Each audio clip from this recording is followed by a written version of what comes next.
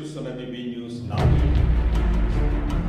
Elections ముందు ఆంధ్ర రాష్ట్ర ముఖ్యమంత్రి నారా చంద్రబాబు నాయుడు ప్రజలకు ఇచ్చినటువంటి హామీని బయట ప్లే చేస్తాం, ఒకసారి మీరు చూడండి.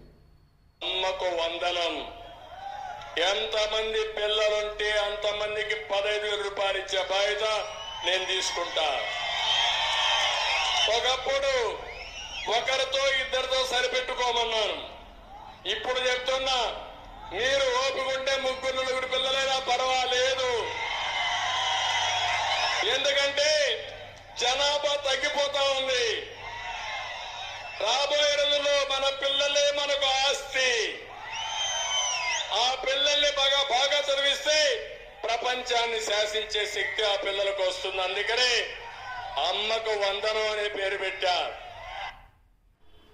ఆంధ్ర రాష్ట్ర ముఖ్యమంత్రిగా అధికారం చేపట్టిన తర్వాత నారా చంద్రబాబు నాయుడు ప్రజలకు షాక్ ఇచ్చారు.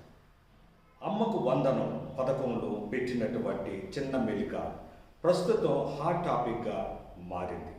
ఎన్నికలకు ముందు ఇంట్లో ఎంతమంది పిల్లలుంటే అంతమందికి అమ్మకు వందనం పథకం అమలు చేస్తామని హామీ ఇచ్చిన చంద్రబాబు తాజాగా కేవలం ఇంట్లో ఒక్కరికి ఈ పథకం వర్తిస్తుందని, విద్యార్థికి 75% హాజరు శాతం తప్పకుండా ఉండాలని పేర్కొన్నారు.